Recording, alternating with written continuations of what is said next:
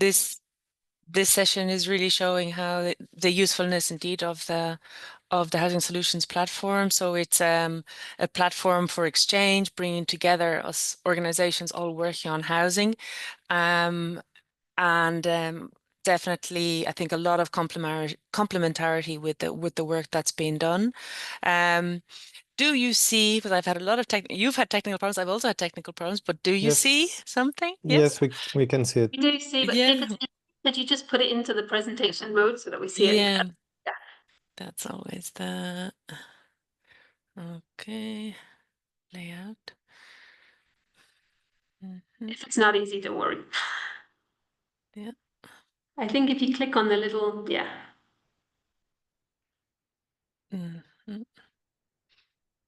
This one, I think.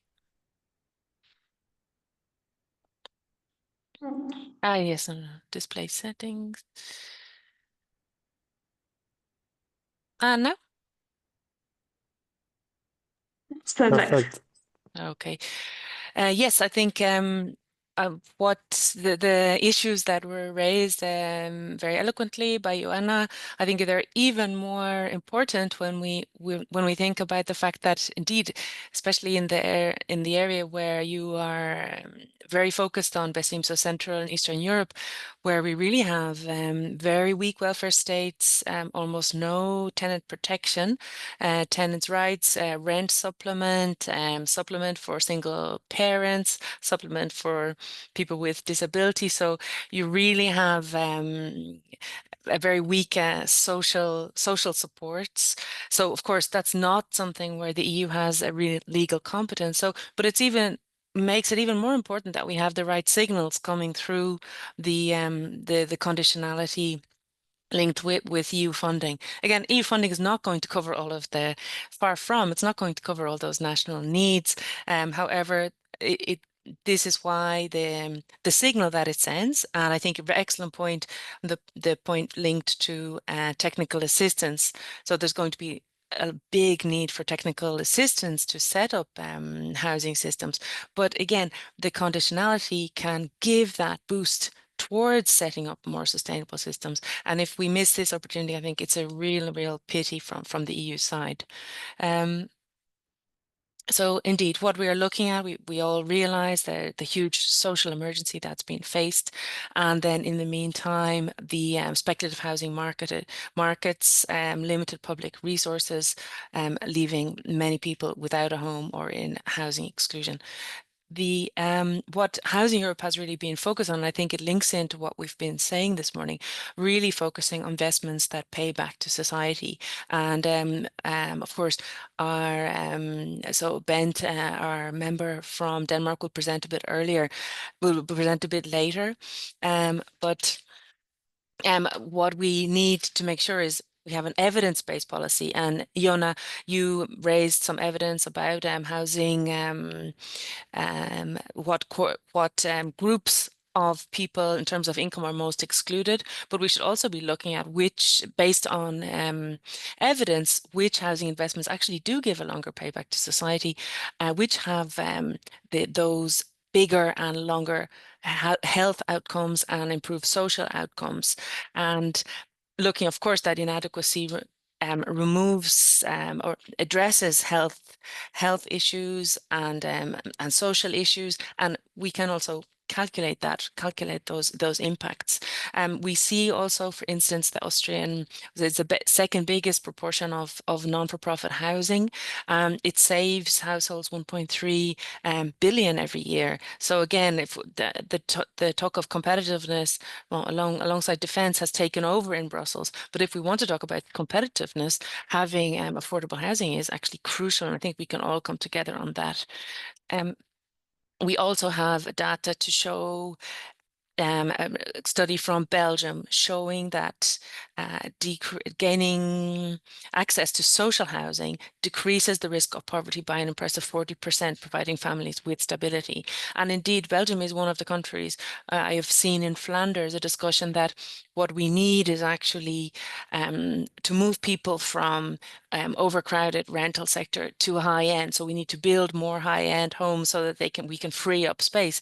I think this is the incorrect logic. What's happening is we have too many people dependent on an unregulated private rental sector who need to be in limited profit homes with social support in some cases. So the logic indeed is very important, as was pointed out earlier on. Right. I don't want to take too much time, but I will just go through many of briefly the asks that we developed indeed just before the oops.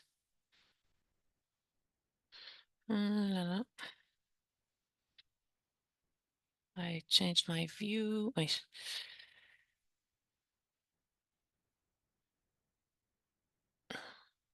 Sorry, one moment. Somehow I changed my view. Do you still see the slides? Yeah, Yes, you do? Yes. Okay. So indeed, these are the asks, and many of them still very relevant. Strengthening EU finance for promoting public, social, and cooperative housing as a cornerstone across all 27 member states to meet demand for affordable housing and create a more equitable market. So the point there being, of course, that the most affordable housing is social housing, is non-for-profit housing, and what those housing systems and housing tenures have in common is that they are limited profit. They they do not take an extractive approach, and money is recycled into the economy, reinvested into the economy. Cooperatives obviously have a very varied and different approach. Some of those are very targeted at low income groups. In other countries, they are not. However, the advantage is they cannot be, for instance, financialized or privatized on bulk, as we have seen in the case of unregulated sector. So cooperative also a tenure that should be promoted and built up to give citizens a buffer. Protecting investment, also fiscal consolidation. So obviously the amount of finance coming from EU is only very, very small compared to the amount of finance nationally. And this is where the fiscal rules play a role. So obviously fiscal consolidation, and after COVID, we're going back to the Stability and Growth Pact. So particularly in the Mediterranean, Central and Eastern Europe, there's going to be a push for member states to reduce public spending. And this is exactly not what is needed now in the face of the climate and housing emergency we are facing. We also call to de-risk more de-risking mechanisms, and particularly the case of examples, and you mentioned it, Besim, so the types of revolving funds, and we very often refer to the example of the Danish National Building Fund, which Bent will go into in more details. However, this idea, of course, needs quite significant amount of upfront funding, but now is the opportunity, now that the attention is on housing, to look at actually what works and to build on what works. Also call to support housing systems in Eastern Europe, bringing together all of the different financing instruments, as they have done, for instance, in France. They brought together the Council for Europe Development Bank, the European Investment Bank, and the National Bank. And again, very important, as we have this complete vacuum in terms of protection for tenants or traditions of rental housing, encouraging responsible investment and indeed, attracting private finance for public, cooperative, and social housing. There is quite a confusion indeed, because a lot of the sustainable housing is actually funded through private financing in Europe. However, that private financing is regulated in the public interest. This is the little part, indeed, as Ruth mentioned, is often construed differently. So big players talk about bringing in private finance. However, they want the private finance to make the rules. And we see that what works best is you can bring in private finance if you have a financially viable system with, obviously, preferably a good welfare state, but you need to regulate the private finance. The private finance should not be setting the rule and making housing policy, but it does have a key role to play if it's managed well.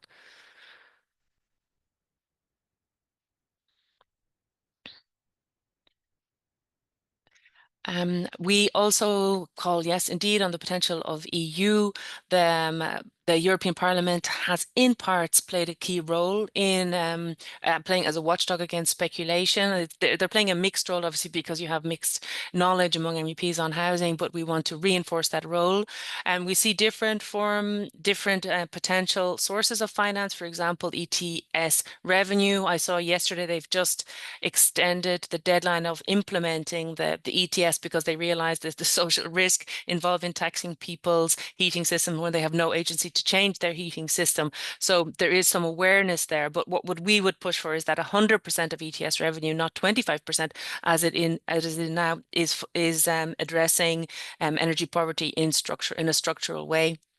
We called also for an EU transformative fund earlier, a housing fund. So Yona mentioned that there is no earmarking in the MMF.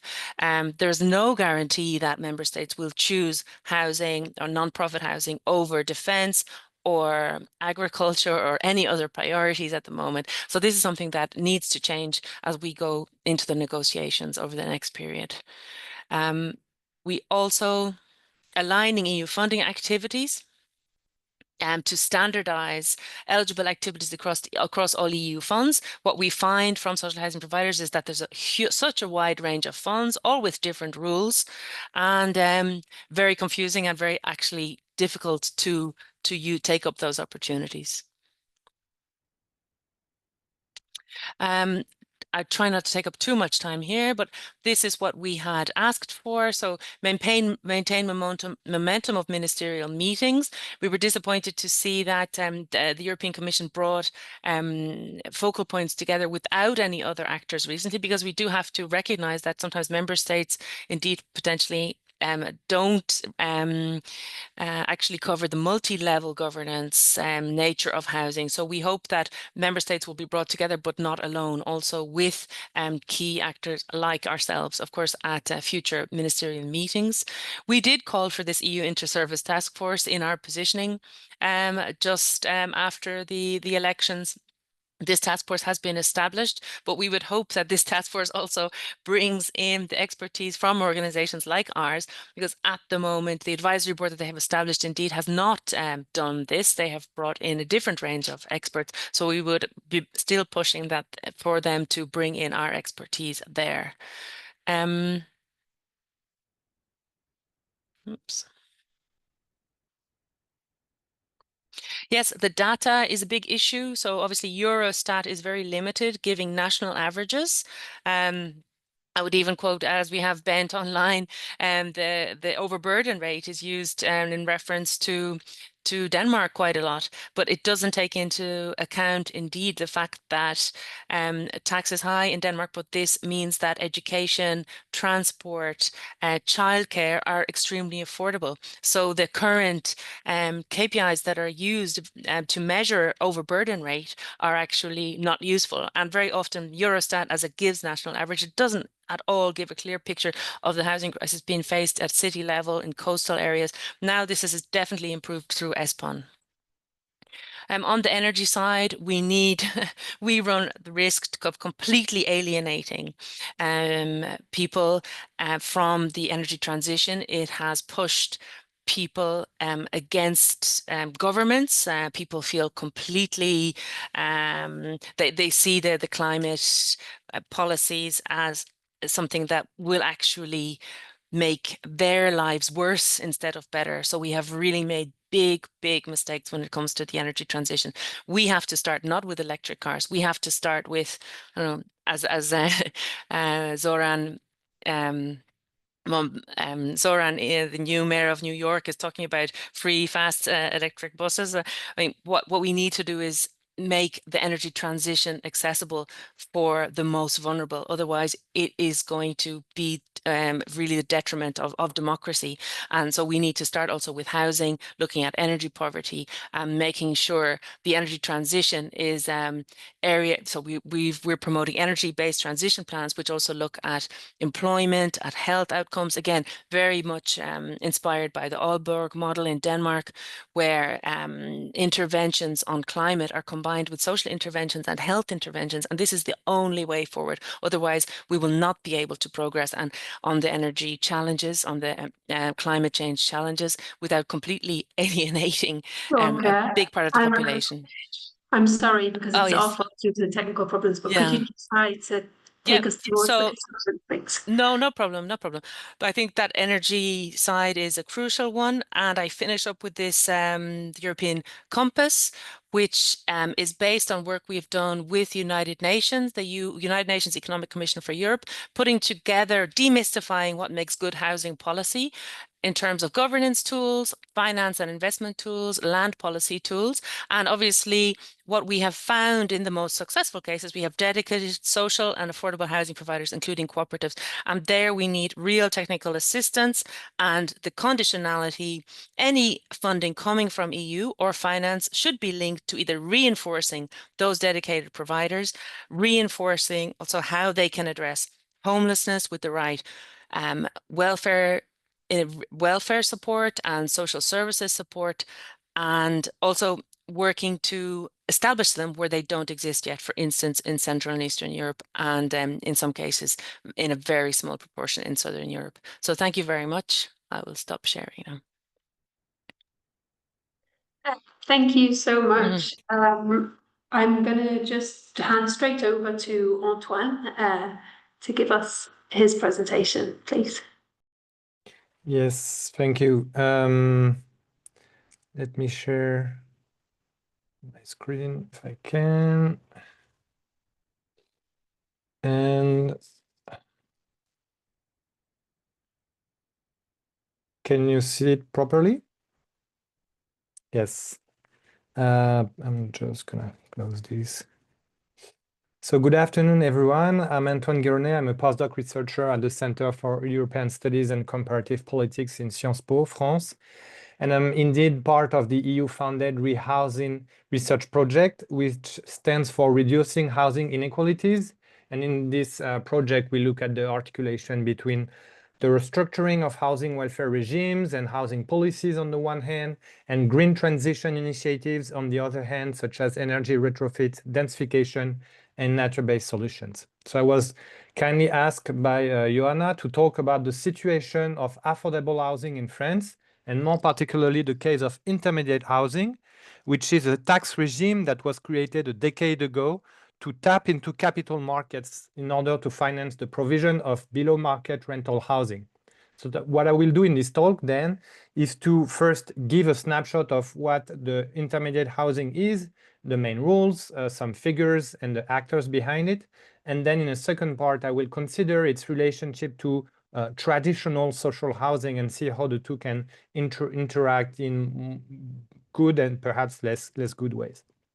So this talk is based on a forthcoming article in the International Journal of Housing Policy, which is co-authored with Mathieu Gima and Ludovic Albert, and I can provide the reference at the end and can circulate a copy afterwards.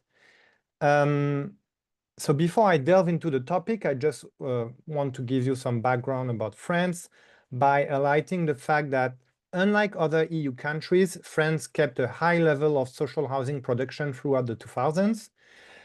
Social housing operates on what is known between housing scholars as a generalist model.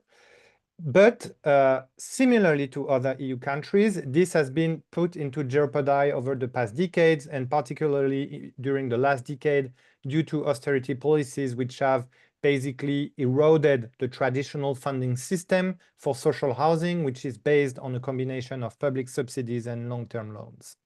So in that context, there's been increasing talk among policymakers about the so-called affordable housing, which I see as a fuzzy category, which includes social housing, but alongside a diversity of other schemes that cut across different tenures. So you have affordable housing experimentation in owner occupation, in social rental, as well as in private rental.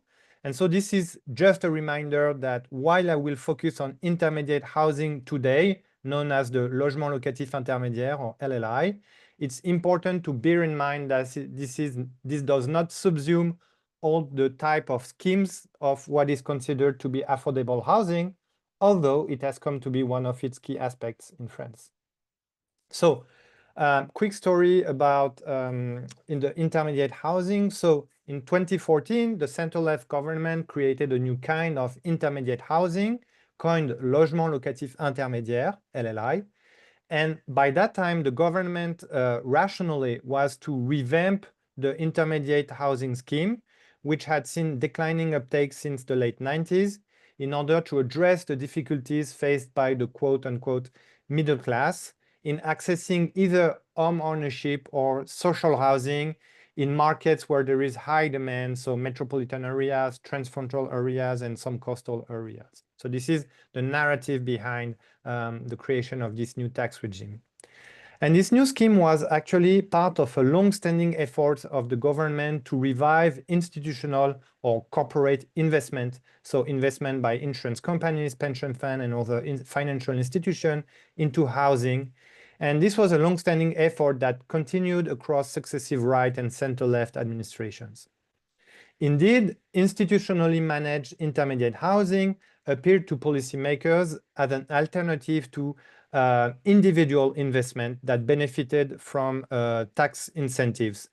Individual investment, so investment made by individuals into private rental housing, is frequently faced with criticism for being too costly, both for the tenants and the public budget, and for producing mismanaged and or inadequately located rental units. So there was this idea that corporate investment will step in, and due to their the better ability of financial institutions to assess risk return, they would provide in a way a better service than individual investors. So the main purpose of the intermediate tax regime was to secure the interest of institutional investors, basically by providing tax incentives that will guarantee a 4% internal rate of return that insurance companies had set in their negotiation with the government as a prerequisite. So as a tax regime, LLI has been designed first and foremost to secure the interest of these financial institutions and trying to balance them by combining different requirements. So to be eligible as tenants, households must be under a given income ceiling, and they are also selected by owners through conventional market mechanisms, as opposed to the selection of tenants by public authorities and social housing providers in the traditional social housing. So the tenant selection is quite different. Then, as landlords, investors can tap into tax advantages which were designed, as I was saying, to boost their return, so they can enjoy a reduced value-added tax. They have no property tax for 20 years. And in addition to this, they can sell the property after 15 years, or they can sell half of the property after 11 years. And this was seen as a guarantee of the liquidity of their investment, that they don't have to withhold these investments for too long. So in return, these fiscal incentives are conditioned upon a number of requirements. In terms of location, the building of units, the location of units, buildings have to be located in areas which are identified as dense, so where there is high demand. Rents must be below a ceiling which is defined by governmental decrees. In most cases, the intermediate housing units must be integrated within a larger complex that provides 25% of social housing. And last but not least, landlords must rent the LLI property for 20 years in compliance with rents and income ceilings. But, and this is important, they are authorized to sell after 11 to 16 years, and in which scale the rent selling and income selling obligations are not passed on to the new buyer. So looking at the figures now, the production of intermediate housing has grown steadily, resulting in the launching of close to 156,000 intermediate units over the 2014-2024 decade. So these are the most detailed figures that we have. Unfortunately, they have stopped in 2020, but they still allow us to distinguish between three main sources of financing that I will detail in a minute. But let me just briefly highlight that there was this steady growth and that there was then a dramatic increase thanks to recovery plans. So nearly a quarter of intermediate housing units were initiated in 2024 alone, and even more if we consider the last 3 years, because as I was saying, there were 2 national recovery plans which were designed to support the property construction and development industry, and these plans included a lot of these LLI units. So now coming back to who are the main providers of this type of housing? Well, first, in line with the center-left government's initial aim, this provision of intermediate housing was financed in part by institutional investors through the establishment of equity partnerships with dedicated subsidiaries of major housing providers, which are also involved in social housing. So altogether, this accounts for about a third of the intermediate units over the period. The most important providers is CDC Habitat. So the state-owned organization played a pioneering role in enrolling institutional investors with the creation of an ad hoc asset management subsidiary in 2014, namely Ampère Gestion. And then over the period from 2014 to 2020, its operation accounted for 25% of the total of LLI units that were approved. They have built on a number of partnerships with financial institutions, in particular 3 main funds which were dedicated to intermediate housing. Then you have INLI, which is the second major provider of intermediate housing that has developed partnerships with institutional investors.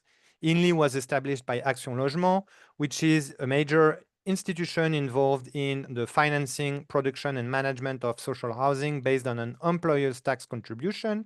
So INLI, for example, has established a significant partnership with AXA Real Assets, one of the largest asset managers worldwide, for a deal totaling 2 billion euros. So these partnerships, the INLI share is only 4% of the LLI units, and altogether with Ampère, they account for more than a third of LLI units.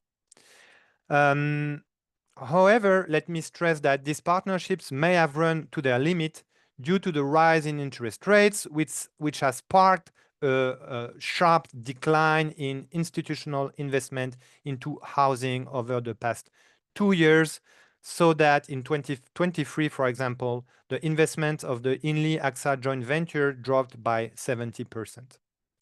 Secondly, CDC Habitat and INLI are directly responsible for another third of the provision of intermediate housing, but that they don't finance with financial institution, and that they finance instead on their own balance sheet, and this allows them to expand their operations while contributing to various national policy objectives, thereby affirming their status as key partners to the government. Thirdly, and more surprisingly, the last third of intermediate housing provision has been developed by traditional social housing providers themselves. In other words, what happened is that by creating a scheme designed to attract institutional investors through equity financing, the central state drew in actors that were actually not private financial institutions, but traditional social housing providers, so actors beyond capital markets. Indeed, key players in the social housing sector, seeking new revenue streams to offset austerity cuts, have got involved to advance their own development strategy. However, it's not all social housing providers which have seized this opportunity. It's mostly the private ones, those that have a private status, what we call les entreprises sociales pour l'habitat. So they account actually for 24% of the supply of intermediate housing units over the period. So let me now turn to my second point, which I will try to keep short, about the interaction between this new type of housing and traditional social housing.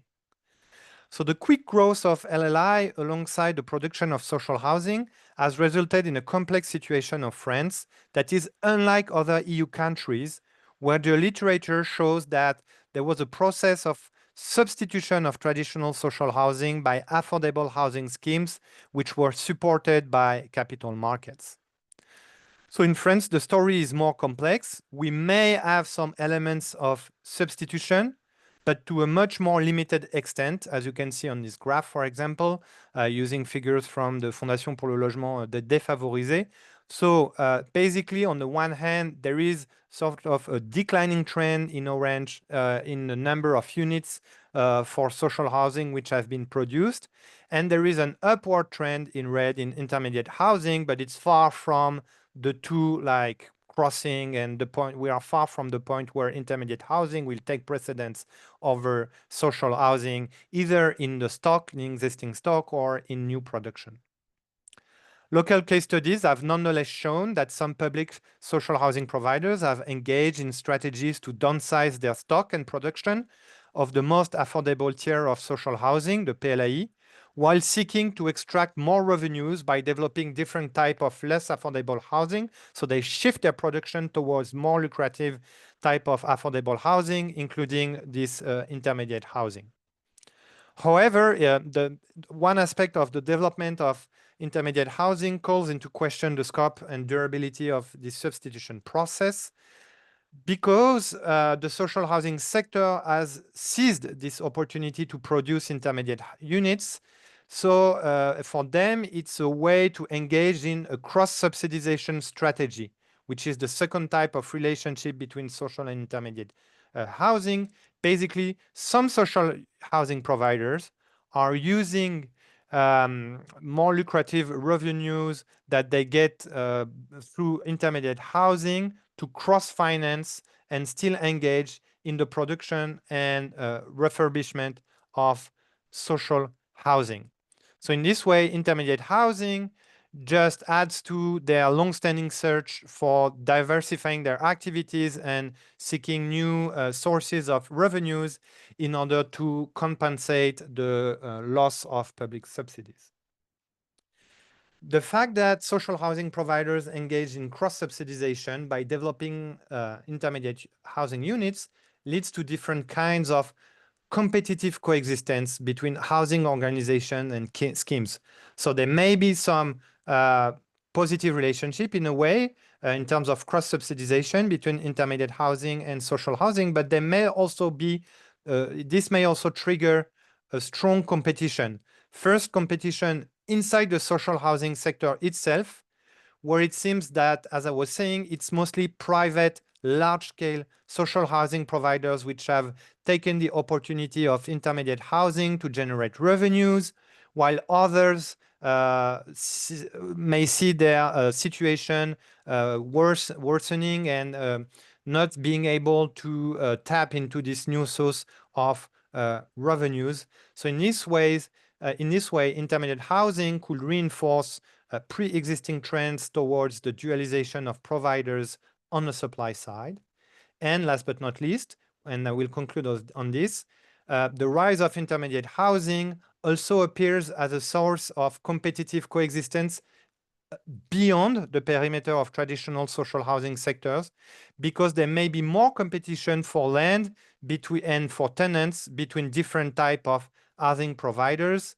And in this way, this may contribute to drive up land prices, because social housing providers who can tap into capital market to build intermediate housing may have stronger resources, and may those contribute to land price escalation. And we also expect or suggest in the article that there may also be competition between tenants, as some social housing providers will, in a way, use intermediate housing for tenants that could access also traditional social housing, but may be directed to intermediate housing. And in this way, this may also contribute to basically incentivize the middle class to get out of social housing and to rent intermediate housing units instead. So thank you for your attention. And if you want to learn more about this, there is this reference of the article that I can circulate afterwards. Thank you.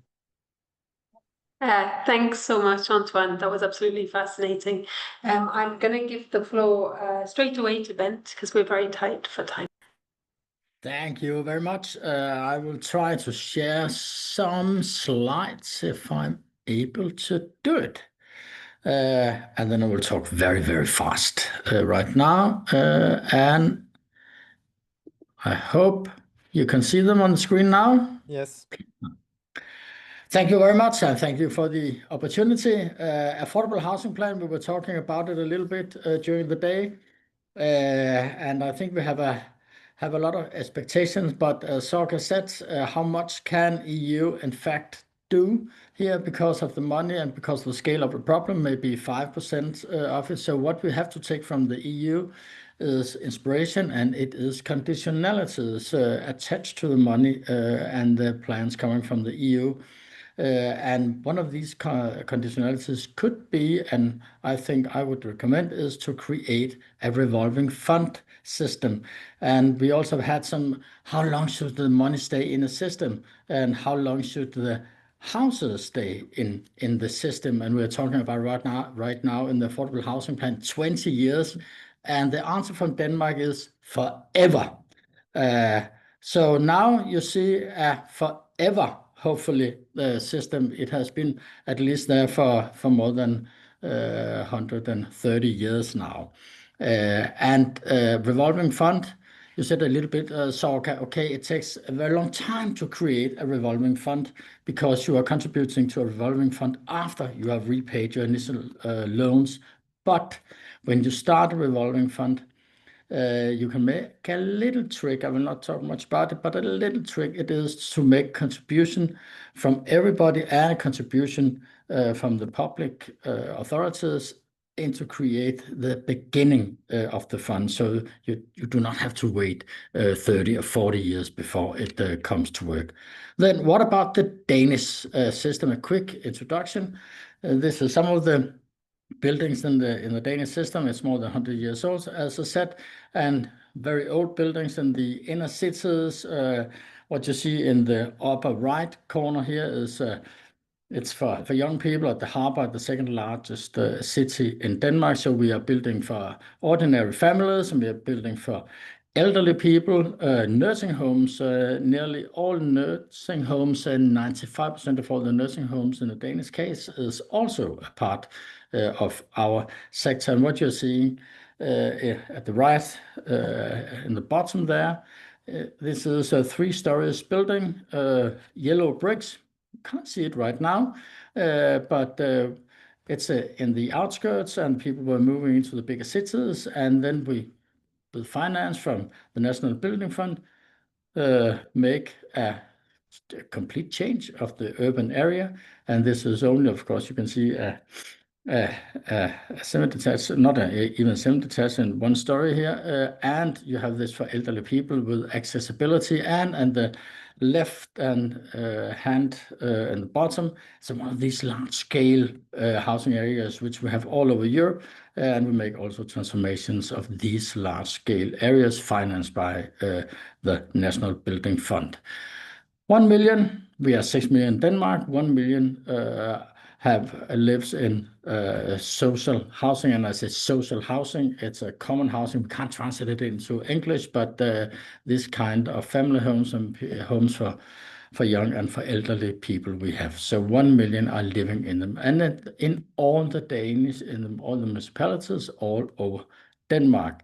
And when we look, and you said it, Sorka, about the housing burden here, and we have a lot of data in the system because we have a registration in Denmark of everything. So we know who are living in their homes right now, today, as we are talking. We know the rent on a daily basis. We know are people employed. We know who they are married to. We know how many children they have. We know their grades in the school last time they were tested. We know, what about their teeth? We know, do they use medicine? Have they been hospitalized? Do they have any diseases? We know, of course, where they work and how much they earn, and things like that. And of course, GDPR, we respect it, but we can combine it in every way to get a profile of the single housing area and what we can do as in interventions in the housing area, social master plans, and now we are also focusing on health. I'm coming back to that. But if you look at the housing burden, you can see it here, between 18 and 30% when we are measuring on the actual income after taxes and on the actual rent each and every month. So it's not kind of a survey, it's the real deal, it's the real money. How do you come into our housing system waiting list? And it's for everybody. And that's why I'm looking right now at the reform of the state aid rules, and we're saying, okay, do we have to have some kind of income limits here? Because everyone can apply for one of our homes, and then we have the municipality, and they can have housing assignments. Every time we have a vacant dwelling, we count to 1, 2, 3, 4, and number 4 goes to the local municipality for social purposes, and they define what is the social purpose. And if there is a lot of pressure on the housing market, it's people very much in need. But when you go to more wealthy areas in Denmark, they say, okay, are you divorced? And you can't buy a home ownership because the prices are so high.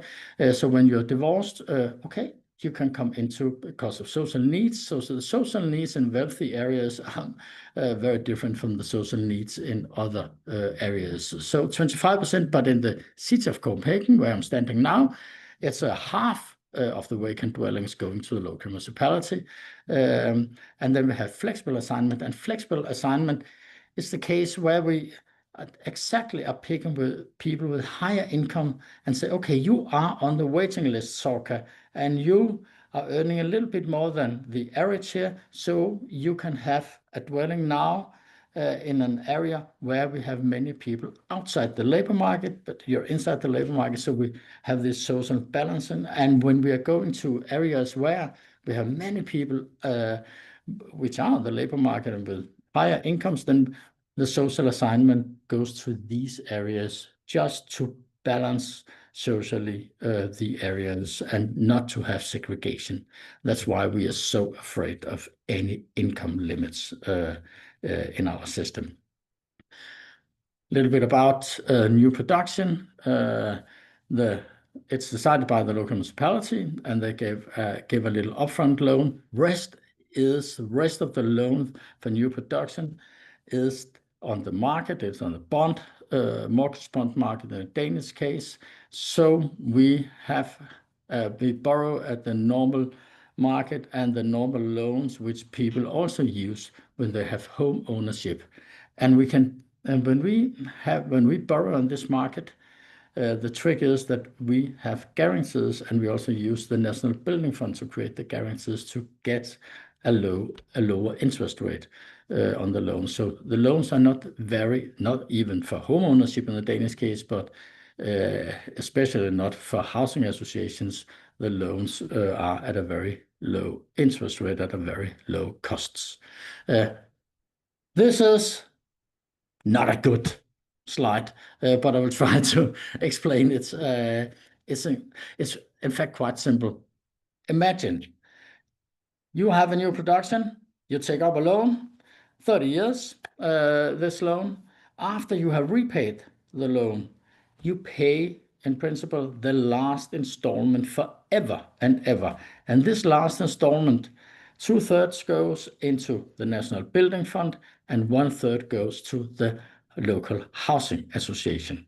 And that was this depicts, and you can say, okay, didn't he say 30 years? It's 40 years. Yes, it is 40 years, but it's because when you look at the capital costs here, then we can reduce and increase the capital cost. Now it's 2.8% the capital costs which you pay in a housing area when you have this new loan, and this goes up because it's a real rate of interest. So it's goes up with inflation each and every year. So the capital costs are very low and are not dependent on the market interest rate.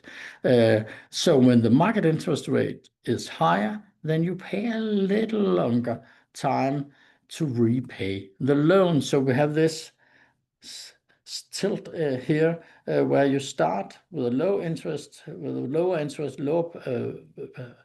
installment, in fact, than on the loan on the market. But after you have a little higher because the installments on the market loan, in the Danish case and annuity loans, it's a fixed in nominal terms. And this, in fact, they pay a real rate of interest just to start a little lower and goes gradually up. And when you go gradually up, it's with the inflation. But when you're looking at the salaries, they're going up with the inflation and the productivity in society. So the share of the income is in fact lower and lower and lower the longer time goes. And when you're looking at our stock, the old buildings from 50s or 60s or the 70s, they are relatively cheap compared with the new buildings. And it was exactly the same when you go back to the 40s, for instance. So it's the way it goes in the Danish system. What are we using the money for in the National Building Fund? It goes to deep renovations. It goes to transformation of big housing areas. It goes to repair for damages and repair, which are so big that the local housing association cannot pay for it themselves. It goes to new construction because we also pay about more than 1 billion a year to increase new production in the Danish case.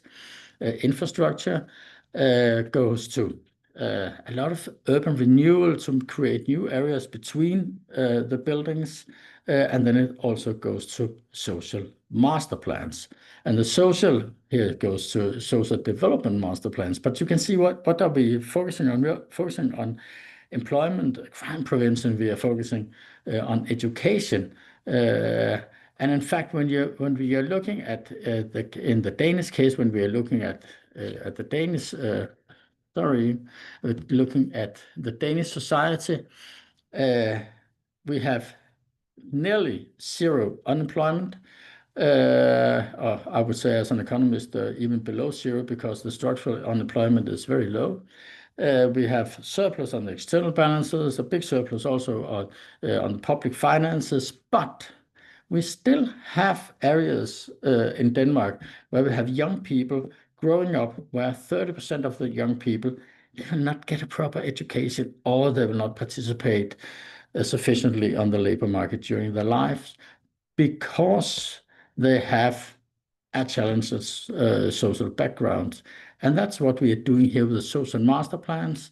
We are going into the areas, we make homework cafes, we make part-time jobs.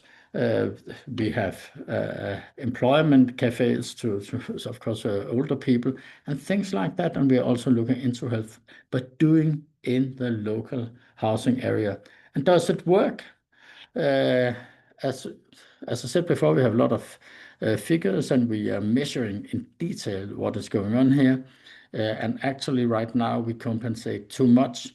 If you have to choose disadvantaged parents and in a housing area when you grow up, you should choose your disadvantaged parents in what we call a ghetto in the Danish case, because we overcompensate right now. And when we are looking at the figures, we have more successful students in some of our areas in Copenhagen, where the parents are outside the labor market, than we have of the average Dane, no matter where they live, also in wealthier neighborhoods. So we have to move this now to the southern part of Zealand and to the western part of Jutland, where we have those areas where many of the young people really have difficulties in their lives. So we have compensated for this. How many people are there in these areas? 200,000, and we have this 1 million people living in our areas, and there is about 50 master plans. Some of them are a part of a town or have some housing areas, and some of these plans are covering a whole the local municipality. So the areas are big and small, depending on the local geographic things.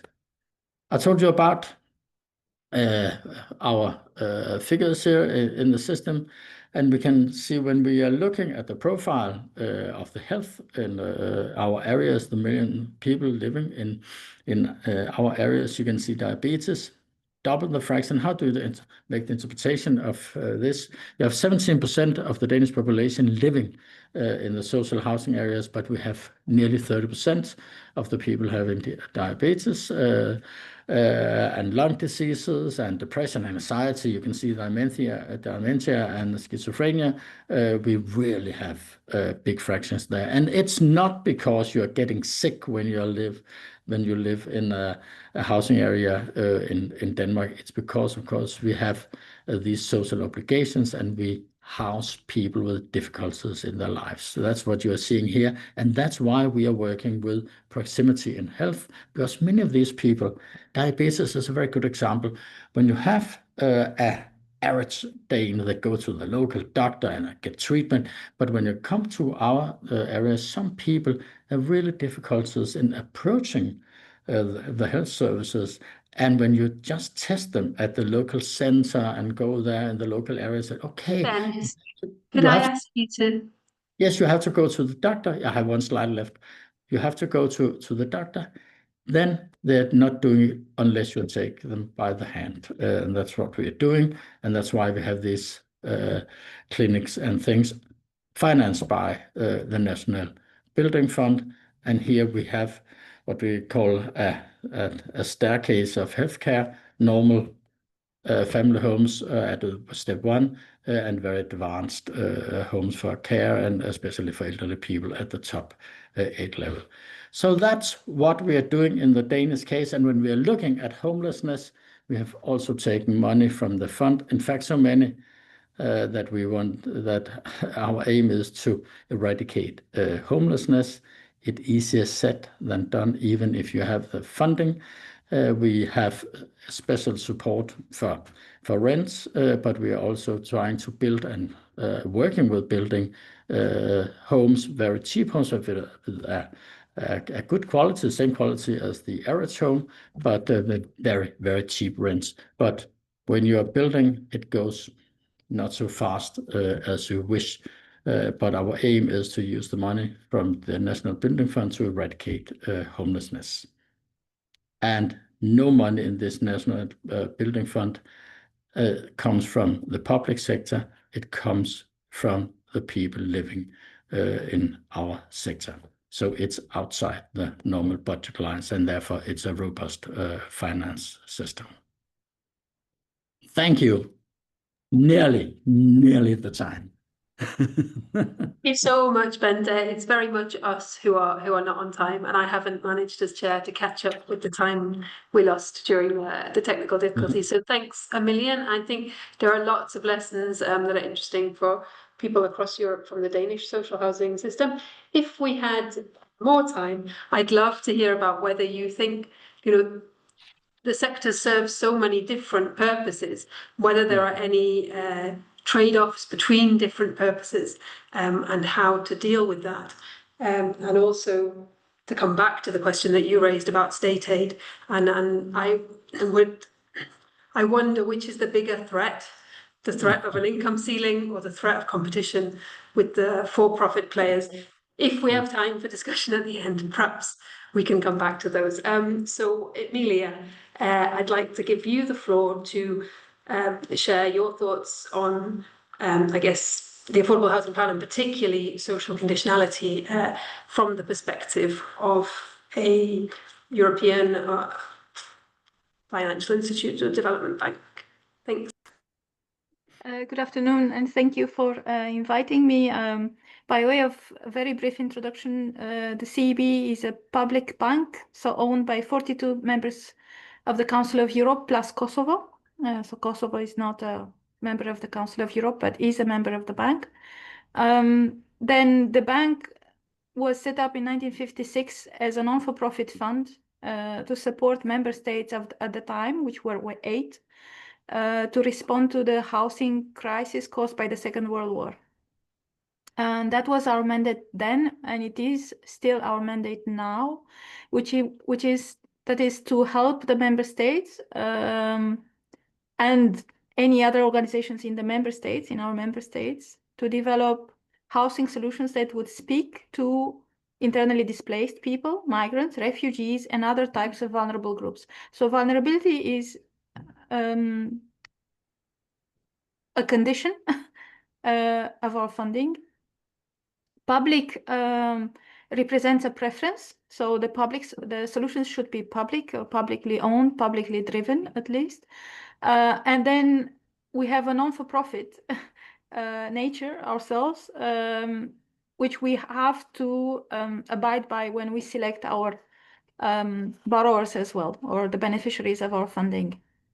So we can't really do real estate as such, as defined as by real estate, and we can't do profit housing for profit either, unless it's very limited profit, and it is justified by not just having a social purpose, but measuring the impact of the potential support that they may have from us. So it's a little bit more complicated, and the appraisal is a little bit more detailed than under, let's say, normal, that is publicly owned housing. Having said that, so I and also CEB as a whole is fully supportive of most of the points raised today. I think I could say easily all of the points. It's just that we feel that in some cases the comments or the requests may be a little bit nuanced, and I may, if given that we're short for time, maybe I'll just focus on those. I haven't brought up a PowerPoint also to maybe gain time and to have time to listen to Ben's response, since he's a practitioner. We are just a financier. The difficult job is with others, as in turning the finance into actual housing. So we feel that it shouldn't be there shouldn't be a pitch against some housing solutions, because in some cases, such as Central and Eastern Europe, there is still a cultural preference for people to own a house.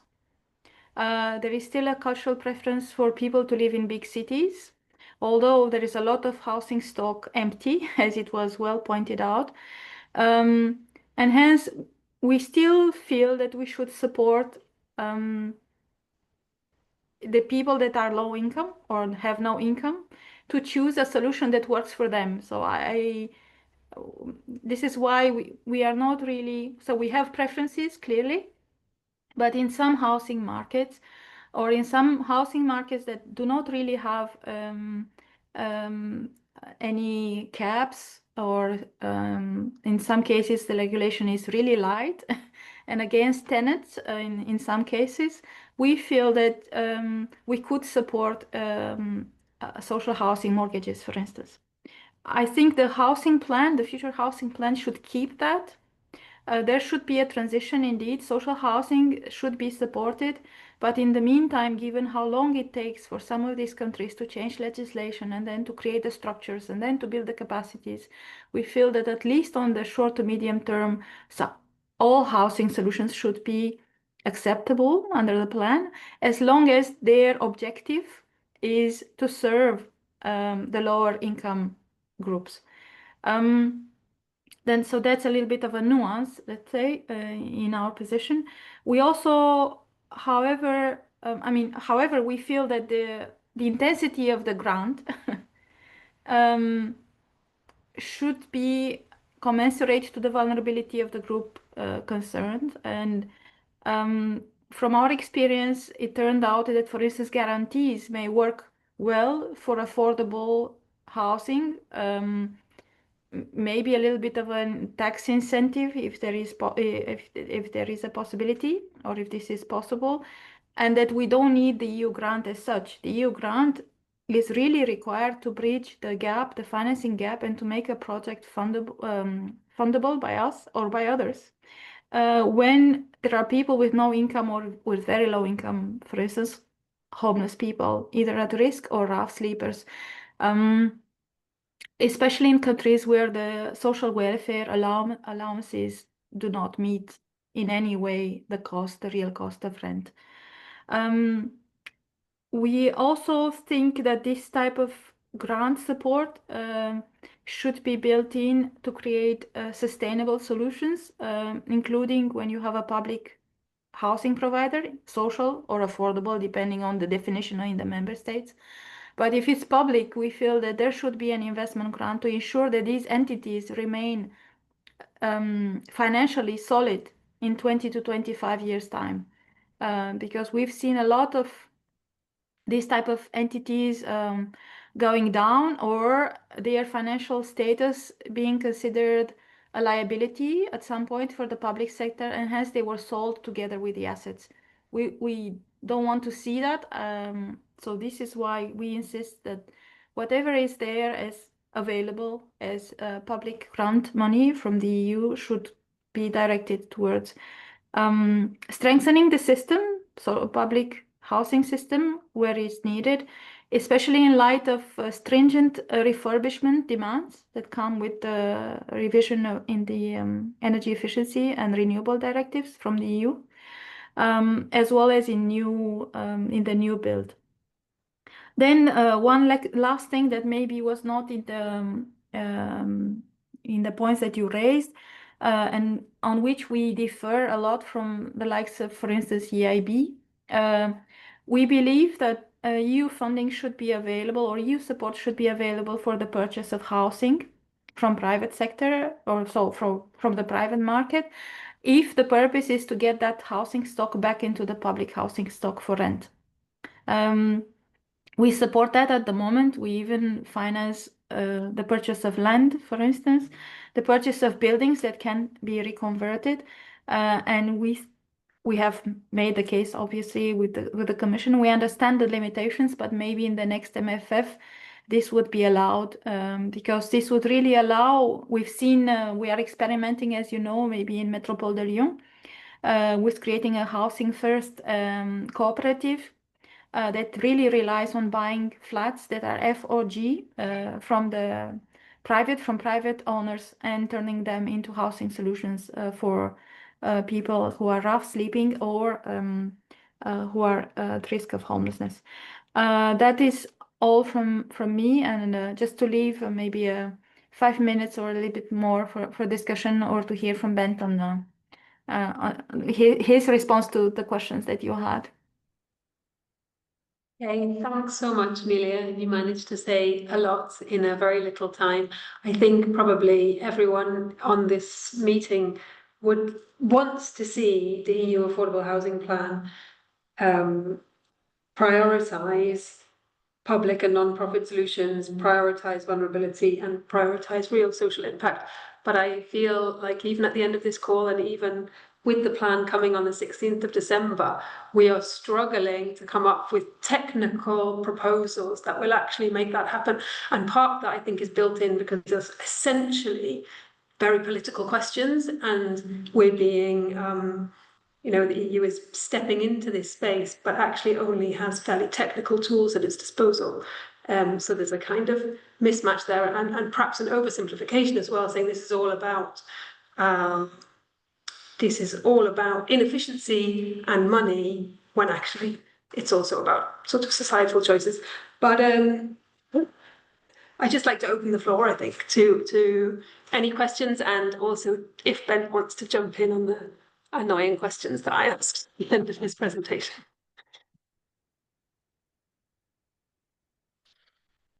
Maybe I should jump in from the start here. Yes, very annoying and worrying questions you just posed. Yes, when we're looking at state aid rules, actually our system is social and affordable, you can say, because everybody can be on the waiting lists. And I showed the flexible assignment, and what we have this flexible assignment because if you do have only the waiting list, then you create segregated areas. So it's not like we have CEOs and very rich people coming into the areas. So we actually use people with middle income, and we have to use them in different areas just to prevent segregation. So we have not people on our rich people on our waiting list, and if we should have at one point in time a kind of a income limit here, then we can't use this flexible assignment thing. And when you take the city of Copenhagen, in our own figures, 20, yes, more than 15 years ago, we had 78 areas which we characterized as segregated areas. And when we're measuring today, we have one because of the flexible assignment thing. So it's a very efficient tool to use. And then there was a state aid. Yes, when you have this National Building Fund, and you can say it acts as if it's the interpretation, it acts as if it was a part of the public sector, even though it's created by the housing associations.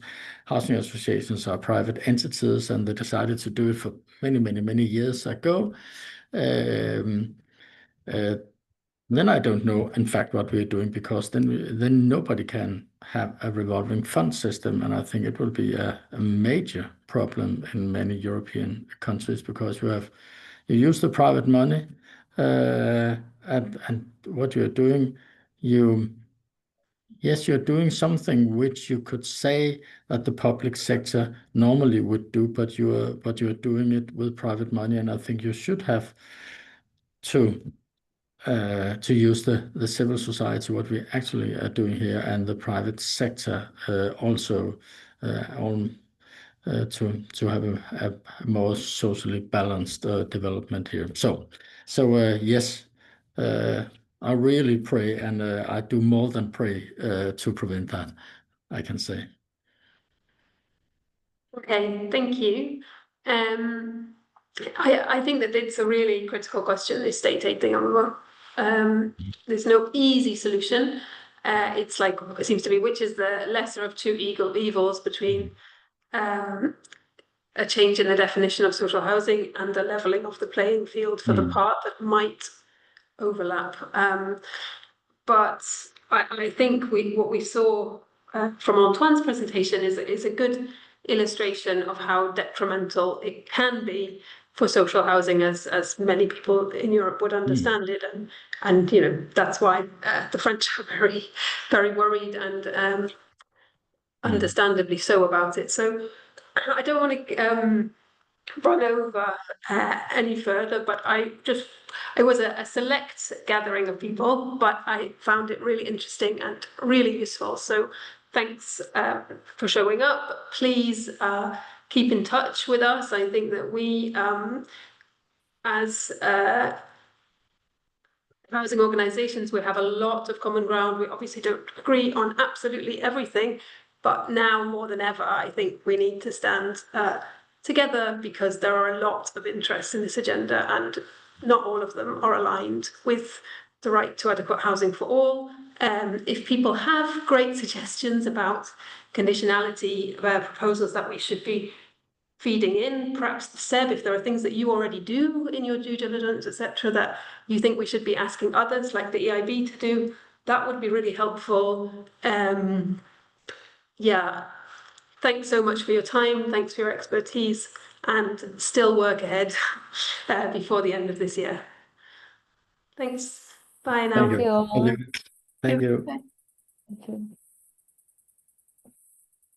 Thanks a lot. Thanks. Bye.